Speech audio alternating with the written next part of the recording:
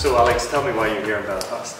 I'm here first to see you, Chris, because we've, we've interacted so well, and I'm also here to support the Intertrade Ireland effort to enhance customer experience and to just share my thoughts and my experiences from Zappos and elsewhere. My key message is to really focus on the customer, to be customer-centric, and in that effort to really try to understand their customers as people. When you do that, it's guaranteed that you're going to be successful in your business, you're going to make your customers happy, and your business will certainly grow. The most practical ways is just to adopt a customer-centric mindset, which is really don't assume things about your customers and just talk to your customers. If you can, understand them using different methods. Sometimes you just talk to them face-to-face, sometimes you send them surveys through email, depending on what your customers. Some customers are business-to-business, some are business-to-consumer. Regardless of what the methods are, just try to not to assume much about your customers, try to ask them about their lives and what their needs and fears and aspirations are. Try to understand their psychology, and then for bigger companies, try to marry that data with all the transactional data, all the big data that's now very popular.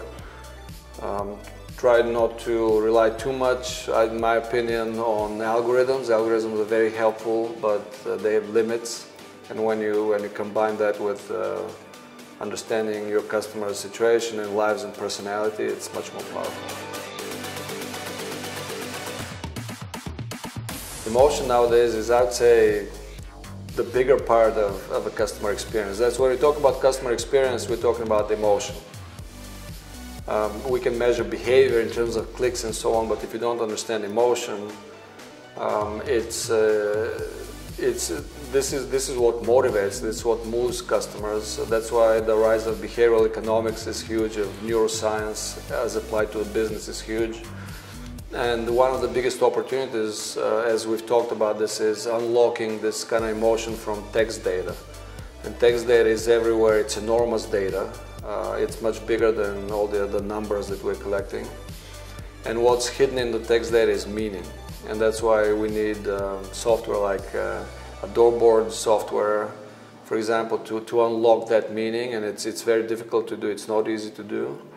It's not simply counting words, it's extracting meaning. But that's where the Holy Grail is, unlocking that emotion and that meaning.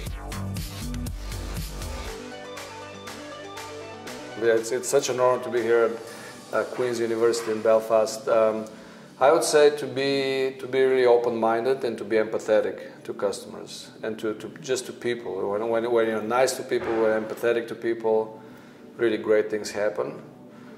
And especially in that day and age of collecting a lot of data is how we use it. And we should really use it to benefit the customer and to help the customer and to be mindful and empathetic. That's the big idea. Wait, your question is how important is innovation to customer experience? It's tremendously important, and innovation can take different forms. For example, you can have incremental innovation, which for many established businesses just keeps the lights on and pays the bills, and it's very, very important.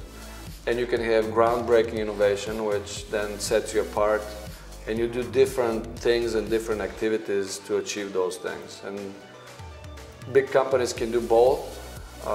It's very difficult for a big company to do groundbreaking innovation for a variety of reasons. A lot of small companies, it's easy to do this leapfrog innovation, but sometimes the challenge for them is to scale. So you have those interesting mix of challenges, but innovation that's the future, that's everything.